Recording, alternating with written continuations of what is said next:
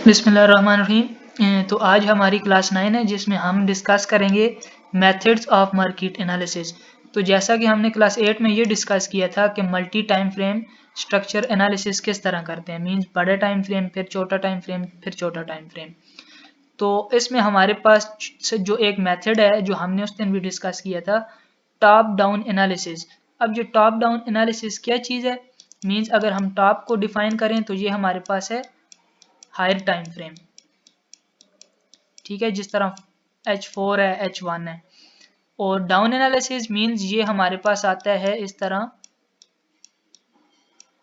Down time frame हमारे पास कौन से हैं, 15 मिनट, 5 मिनट एंड 3 मिनट। अब इनका आपस में क्या रिलेशन है हमारे पास, ये 4 आवर का हमारे पास। तो ये हमारा जो मेथड है ये हमें ये कहता है कि अगर हम इसके स्टेप्स लिखें तो फर्स्ट स्टेप जो हमारे पास है, सबसे पहले हमने H4 को ओपन करना है। उसमें हमने क्या देखना है, सबसे पहले हमने जो चीज़ देखनी है कि हमारे पास ट्रेंड कौन सी डायरेक्शन में है। ये हमारा पहला स्टेप होगा। जब हमें ये पता चल गया कि हमारे पास ट्रेंड बुलिश है, बेरिश है या साइडवे है, तो फिर हम नेक्स्ट स्टेप में क्या करेंगे, H4 के डिमांड एरियाज, सप्लाई एरियाज, और अगर यहाँ पे कोई ऑर्डर ब्लॉक हमारे पास पड़ा हुआ है तो हम उनको मार कर लेंगे। ठीक हो गया। अब चलते हैं स्टेप 2 पे कि हमारे पास स्टेप 2 क्या है। स्टेप 2 में हम इस 4 आवर से मूव करेंगे 1HR में। 1HR में हमने क्या करना है कि लेट्स सपोज हमारे पास H4 का जो डिमांड एरिया था वो ये बना, तो वही डिमांड एरिया जब हम H1 में डिस्कस करेंगे तो वो शायद इस तरह छोटा होके बन जाए। ठीक है, मीन्स H4 की जो एक ग्रीन कैंडल होगी या रेड कैंडल हमारे पास होगी, वो H1 में 4 कैंडल्स होंगी छोटी छोटी। तो बिल्कुल मीन्स एक कैंडल यहाँ पे बनी, एक यहाँ पे, एक यहाँ पे, एक यहाँ पे, या इस तरह नीचे आ रही होंगी हमारे पास। तो H1 में हमने जाके सबसे जो लोएस्ट कैंडल होगी उसमें मार कर लिया। इस तरह क्या होगा हमारे पास कि पहले अगर हम यहाँ से एंटर हो रहे थे तो ये इतना ज़्यादा एरिया हमारे पास, मीन्स हमारा जो लॉस है, स्टॉप लॉस है, वो बहुत बड़ा बन रहा था। जब हम 1HR में गए तो वो एरिया हमारे पास रिफाइन हो गया। रिफाइन हुआ तो हमारे पास जो एरिया है वो ये छोटा सा एरिया बन गया। इसी तरह सप्लाई जो थी हमारे पास, सप्लाई भी हमारे पास इस तरह बिल्कुल छोटी सी बन गई, लास्ट कैंडल। अब और यहाँ पे अगर एक ऑर्डर ब्लॉक हमारे पास था तो यहाँ पे शायद एक दो यहाँ पे ऑर्डर ब्लॉक बुलिश बन गए हों और एक ऑर्डर ब्लॉक हमारे पास बिरिश बन गया हो, मींस मार्केट और क्लोज होगी, हमें और रिफाइन एरिया मिल गए। सेकंड स्टेप में हमें एरिया निकाल लिए। उसके बाद हम मूव करते हैं स्टेप 3 पे कि हम स्टेप 3 पे क्या करेंगे। तो स्टेप 3 में हम इस तरह करेंगे, शिफ्ट टू 15 मिनट। ट्रेंड तो हमें पता चल गया H4 में कौन सा है, डिमांड एरिया, सप्लाई एरिया हमने मार्क कर लिए। अब जो हमने परसों बात की थी क्लास 8 में कि हमारे पास एक बड़ा टाइम फ्रेम है, एक छोटा टाइम फ्रेम है। ठीक है, लेट्स सपोज ट्रेंड बुलिश है, ये मार्केट ने एक्सपेंशन ली, तो जब हम छोटे टाइम फ्रेम में आएंगे तो छोटा टाइम फ्रेम हमारे पास, हमने एक बात की थी अलाइनमेंट की, तो अलाइनमेंट हमने किस टाइम फ्रेम में देखनी है, 15 मिनट में। तो जब छोटा टाइम फ्रेम हमारे पास बुलिश हो गया, बड़ा ऑलरेडी बुलिश है, तो फिर हमने रिसेंटली ऑर्डर ब्लॉक निकालना है, एफईजी निकालने हैं हमने। उसके बाद हमने फिर रिट्रेसमेंट यूज करनी है, मींस अगर ये 1HR की डिमांड इतनी कुछ है, ये 1HR की डिमांड है, तो 15 मिनट में क्या पता हमारे पास डिमांड एरिया ये निकल के आ जाए, एग्जैक्ट एरिया हमारे पास आ जाएगा। ठीक है, बाकी ये जो एरिया ऊपर नीचे है इसको हम रिमूव कर देंगे। तो अब हमारे पास क्या हुआ, 15 मिनट में ये छोटी एक बिल्कुल स्मॉल पोर्शन ऑफ मार्केट हमारे पास ऑर्डर ब्लॉक निकल के आ जाएगा, या जहाँ यहाँ पे कोई एफईजी गैप होगा हमारे पास।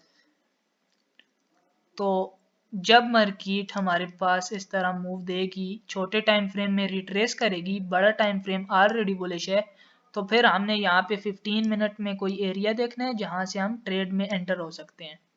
ठीक है, हम चले कहाँ से थे, स्टेप 1 से H4 से। H4 का ऑर्डर ब्लॉक ये था। जब M15 में पहुंचे तो हमारे पास एक बिल्कुल न्यू एरिया निकल आया जहाँ से हम एंटर हो सकते हैं। तो इस तरह जब छोटे टाइम फ्रेम में हम शिफ्ट होंगे तो हमारे पास बेस्ट एरिया फॉर एंट्री निकलते रहेंगे, मींस हमारे पास न्यू एरियाज आएंगे। अब उसके बाद जो स्टेप 4 में 15 मिनट में हमें पता चल गया कि यहाँ से एक्सपेंशन लग सकती है, बड़ा टाइम फ्रेम भी बोले शायद छोटे में रिट्रेस होके दोबारा एक्सपेंशन लगने लगी है।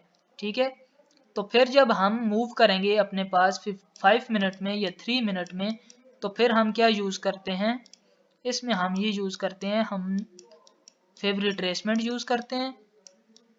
इसमें हम 15 मिनट के एरियाज को यूज़ करते हैं और इसके साथ साथ रिसेंट जो डिमांड एरिया है हमारे पास उसका यूज़ करते हैं। ठीक हो गया। फिर क्या हमारे पास रिट्रेसमेंट एरिया कहाँ पे बन रहा है, 15 मिनट के एरियाज निकालते हैं कि 15 मिनट्स में हमारे पास ये एरिया एंटर होने के लिए, और रिसेंट डिमांड हमारे पास 15 मिनट में ही आई होगी या 5 मिनट में कोई एफईजी गैप होगा हमारे पास, तो उसको भी हम मार कर लेते हैं। ठीक है, तो ये सारा एनालिसिस एक मार्केट पे करने को हम कौन सा मेथड कहते हैं, टॉप डाउन एनालिसिस। ये सब कुछ जो हमने किया है 4 आवर टू 3 मिनट तक हम एरियाज रिफाइन किए हैं, एंट्री के लिए प्लान किया है, इस सब प्रोसेस को हम कहते हैं टॉप डाउन एनालिसिस। तो इसमें फर्स्ट स्टेप हमारे पास H4 है, सेकंड स्टेप हमारे पास H1 है। H4 में हम क्या करते हैं, overall demand areas, supply areas and major order block हम फाइंड कर लेते हैं। इसके बाद हम शिफ्ट करते हैं 1HR में। इसमें हम इन एरियाज को छोटा कर लेते हैं, मीन रिफाइन कर लेते हैं, बेस्ट एरियाज निकाल लेते हैं। जब H1 से 15 मिनट पे शिफ्ट करते हैं तो फिर हम ट्रेंड को जज करते हैं कि जब 15 मिनट में रिट्रेसमेंट खत्म हुई, एक्सपेंशन खत्म हुई, रिट्रेसमेंट पे हम एरिया फाइंड कर लेते हैं। तो एरिया निकालने के लिए हम 15 मिनट का यूज़ कर लेते हैं। जब एरिया पे मार्केट आ गई हमारे पास तो फिर हम शिफ्ट कर लेते हैं 5 मिनट या 3 मिनट में। वो किस लिए, ताकि यहाँ से यहाँ पे हम फिर रिट्रेसमेंट यूज़ कर सकें, यहाँ पे कोई एफईजी गैप ढूंढ सकें, रिसेंटली डिमांड अगर कोई इधर पड़ी हुई है तो उसको मार कर सकें, यहाँ से हम एंटर हो सकें, और साथ एफईजी और 15 मिनट के एरियाज यूज़ करते हैं। तो इस सारे प्रोसेस को हमारे पास कहते हैं top down analysis of the market. तो इसके बाद ये कह रहा है, हमारा एक टॉपिक प्रीवियस क्लास से ये रह गया था, इंटरनल वर्सेस एक्सटर्नल स्ट्रक्चर। तो इसको भी अगर हम डिस्कस करें, इंटरनल वर्सेस एक्सटर्नल, एक है हमारे पास एक्सटर्नल, एक है हमारे पास इंटरनल। अब इनमें डिफरेंस क्या है, हमारे पास एक्सटर्नल स्ट्रक्चर हमारे पास हाई टाइम फ्रेम, डेली में मार्केट का स्ट्रक्चर क्या है हमारे पास, मंथली में क्या है, वीकली में क्या है, मीन जिसमें हम डेली, वीकली या H4 मीन्स हम यूज़ करते हैं। ये किस लिए यूज़ करते हैं, ट्रेंड का पता करने के लिए कि हमारे पास ट्रेंड कौन सा है। ठीक है, उसके बाद हम क्या करते हैं, इसमें मेजर डिमांड्स, ऑर्डर ब्लॉक्स, ये सब फाइंड करते हैं। ये हम किस में करते हैं, एक्सटर्नल स्ट्रक्चर में। और इसके बाद अगर हम बात करते हैं अपनी इंटरनल स्ट्रक्चर की, तो इसमें हम कौन से टाइम फ्रेम यूज़ करते हैं, 15 मिनट यूज़ करते हैं, 5 मिनट यूज़ करते हैं और 3 मिनट यूज़ करते हैं। अब ये किसके लिए यूज़ करते हैं, ट्रेंड, एक्सटर्नल ट्रेंड तो हमें पता चल गया कौन सा है। अब इंटरनल ट्रेंड भी हम फाइंड करते हैं। इंटरनल ट्रेंड का मतलब लो टाइम फ्रेम के ट्रेंड, इंटरनल ट्रेंड। अब ये किस लिए यूज़ करते हैं, ताकि हम अलाइनमेंट कर सकें। अलाइनमेंट तब करते हैं कि जब हमारे पास, अलाइनमेंट किसको कहते हैं, कि जब एक्सटर्नल ट्रेंड और इंटरनल ट्रेंड दोनों एक ही डायरेक्शन में शिफ्ट हो जाएं, ताकि हम एंट्री ले सकें।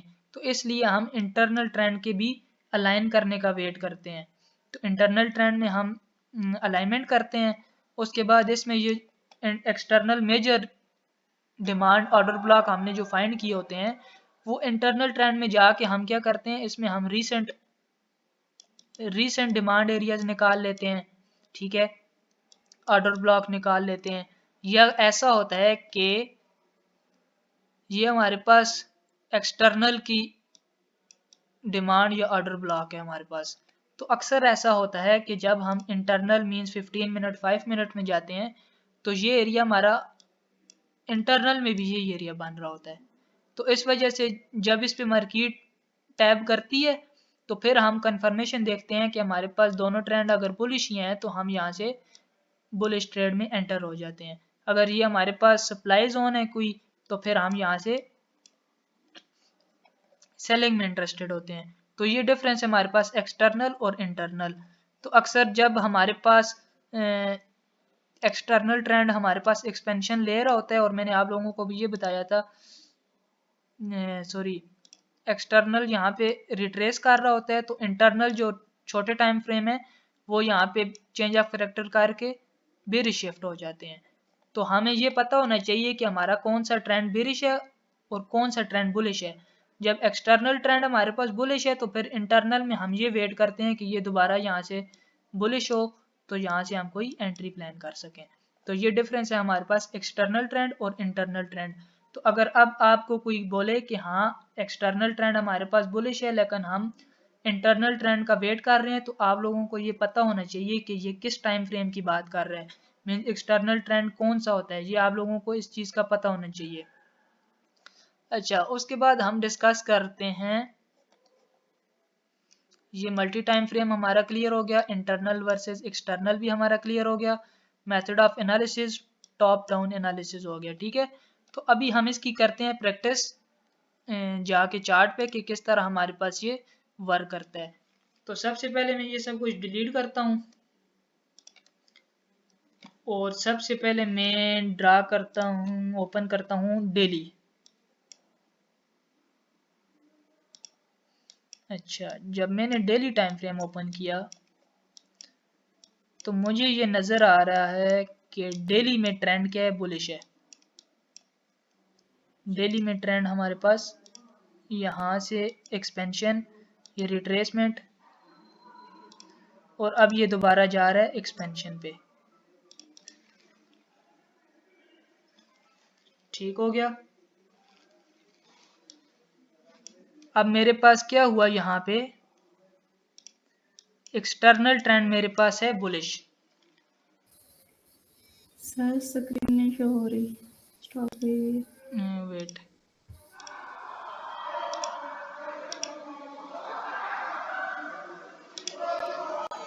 सबसे पहले मैंने क्या किया, चार्ट ओपन किया और एक्सटर्नल ट्रेंड देखना चाहता हूं मैं, तो सबसे पहले मैंने डेली का टाइम फ्रेम ओपन किया और मैं ये देख रहा हूं कि यहाँ से एक्सपेंशन लगी, ये रिट्रेसमेंट और दोबारा एक्सपेंशन, मींस हमारे पास जो हमने बात की थी एक्सटर्नल ट्रेंड की वो क्या है, बुलिश है, ठीक हो गया।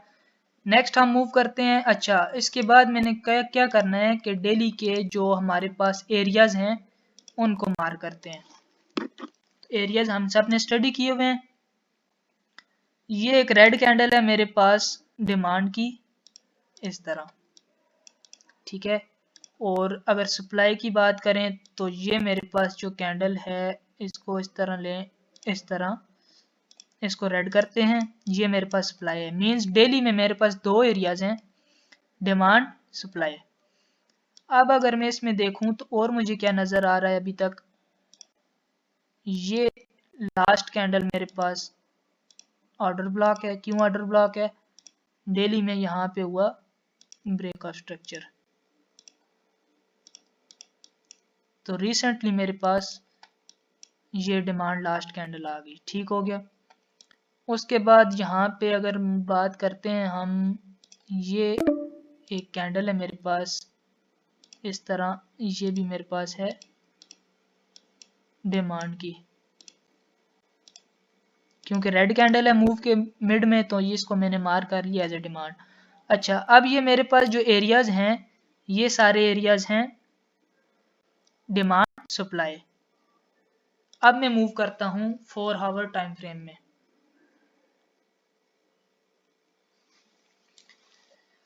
4 आवर टाइम फ्रेम में मैं मूव करता हूँ तो मैंने ये बोला था कि 4 आवर के एक्सटर्नल जो ट्रेंड है मेरे पास बुलिश है।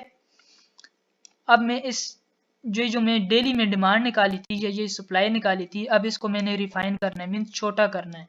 तो मैं किस तरह करूँगा, लास्ट कैंडल लेनी है मैंने, तो मैं इसकी ये लास्ट ग्रीन कैंडल जो मेरे पास बनी है इसको लेता हूँ इस तरह, और टॉप विक जहाँ तक थी वहाँ पे मीन्स पहले ये इस तरह था, अब ये बिल्कुल छोटा एरिया बन गया।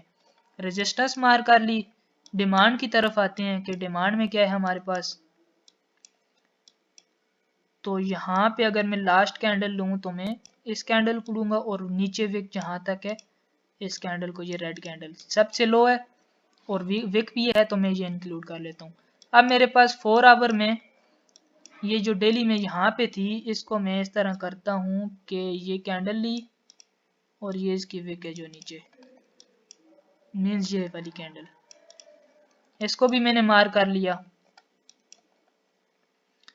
बल्कि ये 2 कैंडल्स हैं तो यहाँ पे इस तरह दोनों कैंडल्स को ले लेंगे।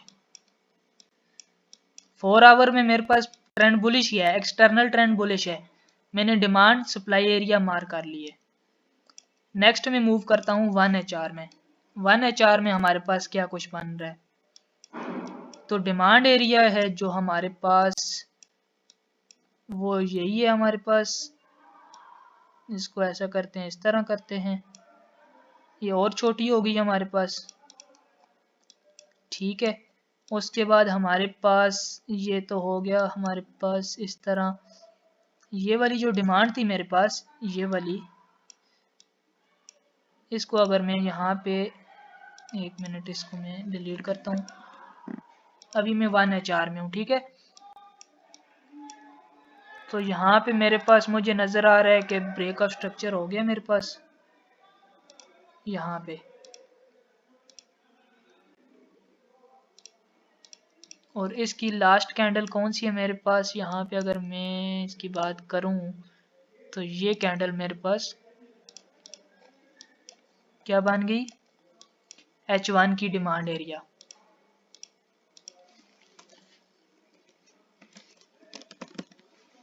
ठीक है जी, 1H में डिमांड एरिया मेरे पास निकल आया।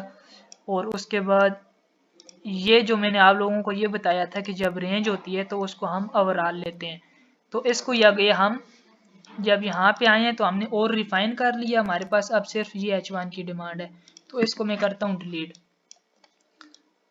अब ये जो एरिया मेरे पास इसको मैं कुछ और कलर देता हूँ, इसको देता हूँ मैं ये कलर, ये मेरे पास डेली के एरिया है, जो मेरे पास डेली का एरिया निकला था, इसको और रिफाइन करता हूँ। तो मेरे पास ये जो 3 कैंडल हैं, ये एक बुलिश मूव के अंदर ये 3 कैंडल हैं, तो इसको मैं क्या करता हूँ इस तरह रिफाइन कर लेता हूँ कि ये मेरे पास डेली की डिमांड है।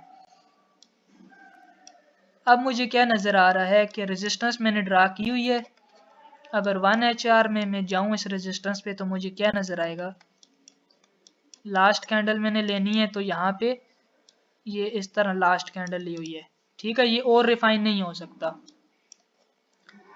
उससे पहले मेरे पास एक एरिया है, ये ग्रीन कैंडल डाउन ट्रेंड में, ये भी मेरे पास कौन सा एरिया है, सप्लाई का एरिया है, ये भी मैंने मार कर लिया,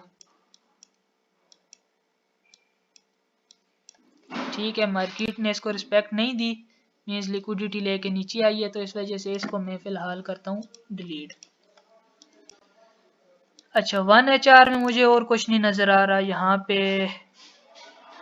यहाँ पे मुझे एक चीज़ नज़र आ रही है इस तरह, अगर मैं मार करूँ तो ये एक सप्लाई एरिया मुझे नज़र आ रहा है 1HR का, ये इसको मैं कलर देता हूँ रेड,